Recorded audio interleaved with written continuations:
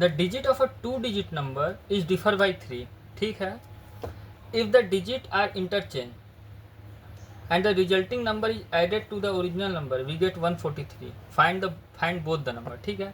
तो देखो क्वेश्चन में क्या पूछ रहा है उसको पहले समझते हैं, ठीक है। थोड़ा सा यहाँ क्वेश्चन में दिया है the digit of a 2 digit number, हमारे पास 2 डिजिट का नंबर है और the digit of a 2 digit number differ by 3, हमारे पास 2 डिजिट का नंबर है और वो दो डिजिट है वो डिफर कर रहे हैं 3 से। डिफर का मतलब ये होता है, मान लो कि अगर ये 47 है, ठीक है, तो ये आपस में इन दोनों के बीच का डिफरेंस देखो 3 है। अगर 7 - 4 करोगे तो 3 आएगा, या फिर आप 74 लिख दो, ठीक है, तो भी क्या होगा, इसके दोनों के बीच का डिफरेंस क्या है, 3 है।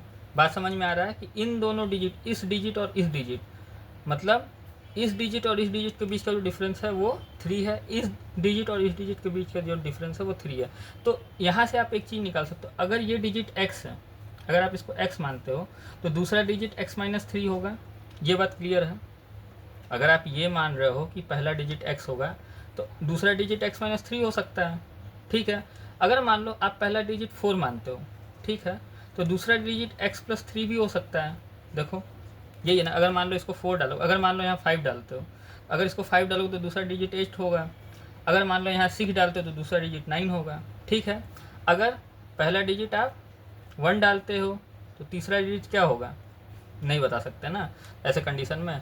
तो आप 1 डालोगे तो फिर वैसे केसेस में, इस वाले केस में आएगा, क्या आएगा कि अगर आपका पहला डिजिट 1 है तो दूसरा डिजिट 4 होना चाहिए, मतलब 4 और 1 43, इस तरीके की चीज़ें, ठीक है। तो इन दोनों के बीच का डिफरेंस 3 है। तो आपको समझ में आ गया कि डिफरेंस का मतलब क्या है, कि अगर पहला नंबर x होगा तो दूसरा नंबर x-3 होगा, या तो ये हो सकता है अगर पहला नंबर x है तो दूसरा नंबर x+3 भी हो सकता है, ये भी हो सकता है। ये बात क्लियर हो गया, ठीक है। तो अब देखो, अब जो क्वेश्चन का सबसे इंपॉर्टेंट चीज़ है, अब क्या होता है कि मान लेते हैं, हम लोग मान लेते हैं कि हमारे पास ये पहला डिजिट, मान लेते हैं कि जो हमारे पास जो 2 डिजिट नंबर है, मान लेते हैं कि हमारे पास जो 2 डिजिट नंबर है वो 47 है, ठीक है। पहला 47 है। अब क्या बोलता है, if the digit are interchange, अगर हम डिजिट को इंटरचेंज कर देते हैं, मतलब 4 को 3 बना देते हैं, 3 को 4 बना देते हैं, ठीक है। तो बोला है अगर if the digit are interchange then and the resulting number, अब देखो हुआ क्या, सबसे इंपॉर्टेंट चीज़ समझना, अगर हम डिजिट को इंटरचेंज किए हैं, ठीक है, तो उसके बाद क्या बोला है, the resulting number is added to the original number we get 143। अब देखो मेरी बात को समझते जाना, अब हुआ क्या है कि इफ़ द रिजल्टिंग नंबर, अब हुआ क्या कि जब, अब क्वेश्चन को सही से देखना, if the digit are interchange, जब डिजिट इंटरचेंज हुआ, तो जब डिजिट, ये देखो ये हम लोग ये नंबर मान के चल रहे थे, अब ये डिजिट इंटरचेंज हुआ तो ये हुआ 74, तो ये जो इंटरचेंज हुआ ना उसके बाद जो नंबर ये आया है 74, इसको बोला गया है इंटरचेंज नंबर, ठीक है। ये हो गया इंटरचेंज, मतलब पहले तो डिजिट था उसको इंटरचेंज किया, इंटरचेंज करने बाद 74 आया, तो जो 74 है उसको बोला गया रिजल्टिंग नंबर, ठीक है। अब क्या हुआ कि जब रिजल्टिंग नंबर, और ये इसको बोला गया है ओरिजिनल नंबर, ये हमारा ओरिजिनल नंबर था, ओरिजिनल नंबर, ठीक है। अब बोला गया कि अगर इन दोनों को, रिजल्टिंग नंबर को ऐड किया गया ओरिजिनल नंबर में तो हमको मिल रहा है 143। चलो, तो अब देखो इसमें क्या होगा कि हमने रैंडम नंबर लिया तो 143 तो आना नहीं चाहिए, अगर आ जाता तो यही आंसर होता। जैसे देखो 47 है प्लस 74 कर रहे हैं, तो देखो 47 प्लस 74 करेंगे, 47 प्लस 74 करेंगे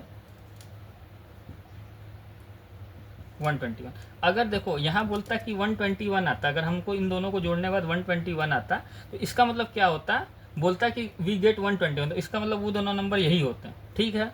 अब दूसरी चीज़ क्या है वो सॉल्यूशन के साथ बताएंगे, तो ये बात समझ में। अब देखो जो सबसे इंपॉर्टेंट चीज़ है, अब जो सबसे इंपॉर्टेंट चीज़ क्वेश्चन का, कि देखो पहला नंबर अगर x है तो दूसरा नंबर x-3 है, हमने ये लिया ना।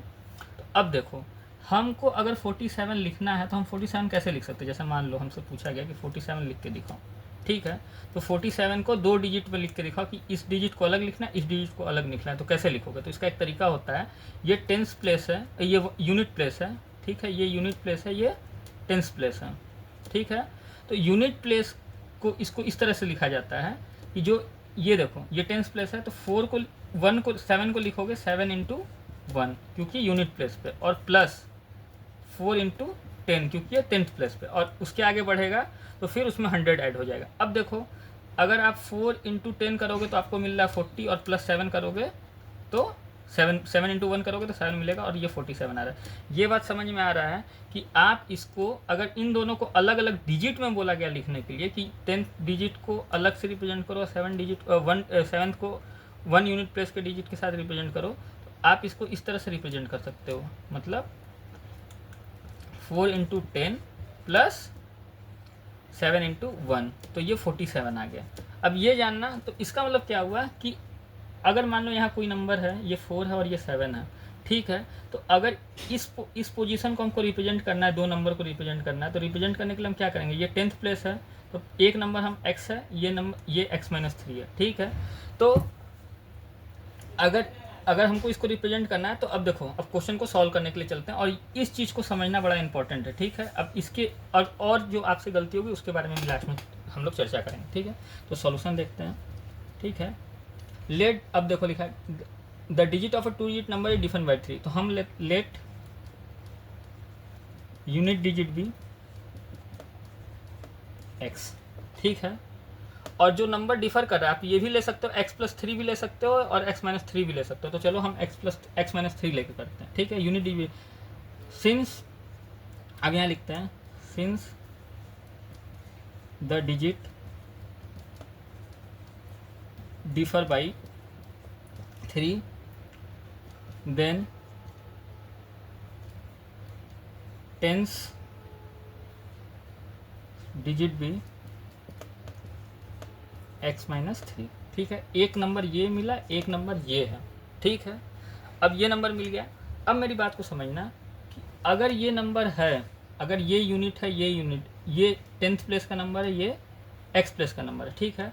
तो अगर हमको इस नंबर को और इस नंबर को ऐड करेंगे तो क्या मिलेगा, अगर इस नंबर और इस नंबर को, इसको अगर रिप्रेजेंट करना है, अब इसको ऐसे रिप्रेजेंट करना है, ऐसा 47 लिखना है, इसको और इसको 47 लिखना है, तो एक बात समझना, x इंटू x-3 ये मत कर देना क्योंकि ये बगल बगल में है, तो इंटू कर देना। अगर इंटू कर दोगे कि अगर ये मान लो ये 7 है, ठीक है, ये अगर गलती कर दी, अगर ये यूनिट प्लेस पे x है और सेकंड प्लेस पे x-3 है 10th प्लेस पे, तो ये मत कर देना कि इसको इंटू कर देना कि भाई ये एक डिजिट ये है, एक डिजिट ये है, तो भाई ये हमारा जो नंबर है वो आ रहा है, हमारा वो नंबर आ गया, ऐसा मत करना। अगर मान लो ये x है और ये x-3 अगर आप इंटू करोगे तो ये 28 आ रहा है, ये बात समझ लेना, तो इसको इंटू तो बिल्कुल ही मत करना, ठीक है। अगर हमको डिजिट पता है तो हम क्या करेंगे, देखो हम क्या करेंगे अकॉर्डिंग टू क्वेश्चन, अगर क्वेश्चन पता है तो क्वेश्चन के हिसाब से हम क्या करेंगे, हम कुछ ऐसा करेंगे तब हमको 47 मिलेगा। तो हम देखो क्या करेंगे, x-3 को 10 से मल्टीप्लाई करो, ठीक है, प्लस x इंटू 1 करो, ठीक है। तो हमको जो मिलेगा, जो हमको मिल रहा है 10x-30 प्लस x इंटू 1, तो x आ रहा है। तो ये जो मिला है हमको, ये आपका जो नंबर आएगा इन दोनों का, मतलब आपको 2 डिजिट का नंबर मिलेगा। ये जो मिला है ये 2 डिजिट का नंबर है, ये एक्चुअली क्या है, इसको ऐड करोगे तो ये 11x आ जाएगा -30, ठीक है। तो ये आपको क्या मिला, आपको ये नंबर मिला, जो ये दो नंबर है, ये दो नंबर क्या है, ये है, बात समझ में आया। अब देखो ये है, ये पहला इक्वेशन आ गया। अब देखो ये है ओरिजिनल नंबर, ये क्या है, अकॉर्डिंग टू क्वेश्चन, यहाँ लिख दो अकॉर्डिंग टू क्वेश्चन, ठीक है, ओरिजिनल नंबर, ठीक है। अब इंटरचेंज नंबर,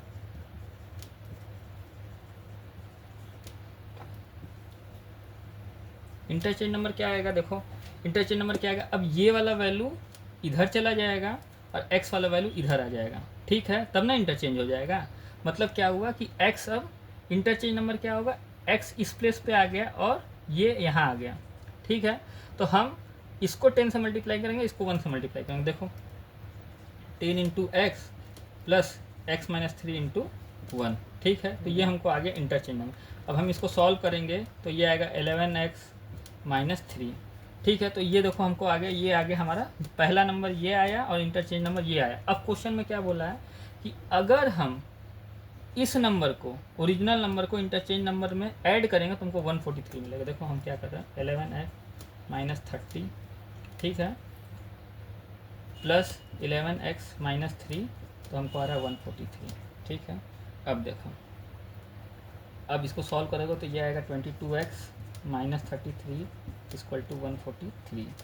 अब इसको इधर भेज दोगे तो 22x इक्वल टू 176 आ जाएगा। ठीक है, तो x की वैल्यू आ जाएगी 176 divided by 22, imply that x equal to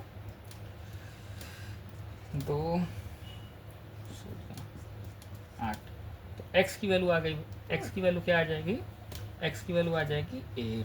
ठीक है, x की वैल्यू 8 आ जाएगी। अगर x की वैल्यू 8 आ गई, अब देखो अगर x की वैल्यू 8 आ गई तो अब देखो इसको हम हटा दे रहे हैं।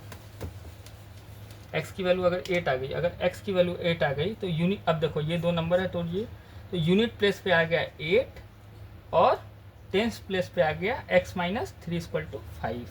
ये बात क्लियर हुआ। x की वैल्यू तो 8 है, 8 में से 3 गया। अब देखो यूनिट प्लेस पे क्या था हमारा, यूनिट प्लेस पे देखो यहाँ लिख भी सकते हो ऐसे देखने के लिए, यहाँ x था, यहाँ x माइनस 3 था। ठीक है, तो x पे क्या आएगा, x पे आया 8, तो x माइनस 3 क्या आएगा, यहाँ पे क्या आएगा 8 रखो, 8 में से 3 गया, 8 में से 3 गया तो बचा 5। तो हमारा जो नंबर आ रहा है 58 आ रहा है। ठीक है, तो ओरिजिनल नंबर क्या हो जाएगा, ओरिजिनल नंबर क्या हो जाएगा 58।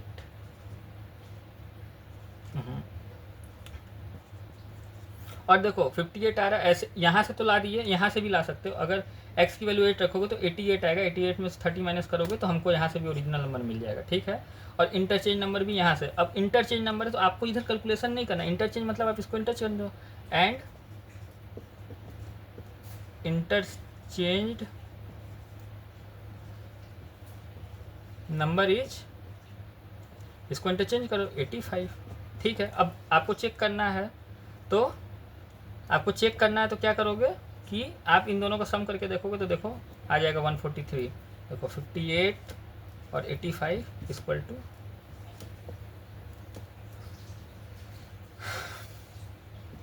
आ गया, तो आंसर आपका सही है।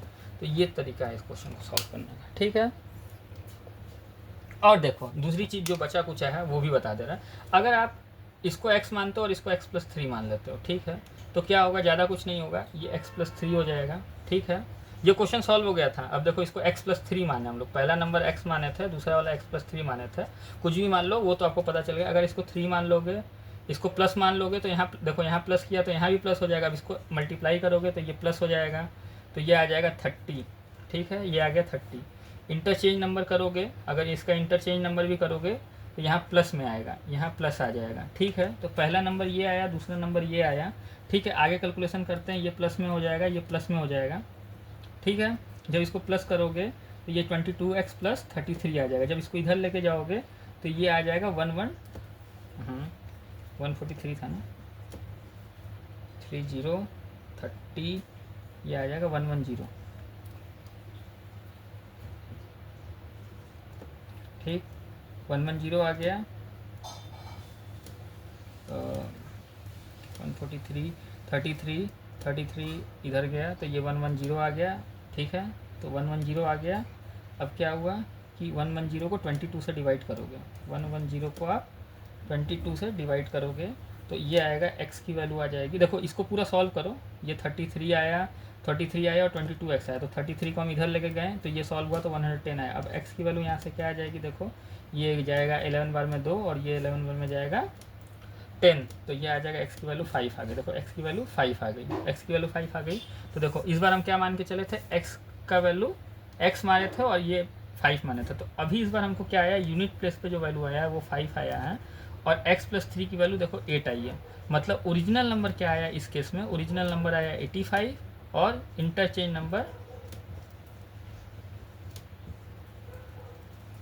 नंबर क्या आएगा 58। अब देखो कोई ये भी लेके चल सकता है और कोई दूसरा वाला भी लेके चल सकता है, तो ये भी आंसर सही है। ओरिजिनल नंबर 58 आएगा, इंटरचेंज नंबर ये आएगा, ये भी एक आंसर सही है। और किसी का आंसर ये आता है ओरिजिनल नंबर 85 और इंटरचेंज नंबर 58, ये भी आंसर सही है। तो आपको घबराने की कोई जरूरत नहीं है, दोनों आंसर सही है यहाँ पे। ठीक है।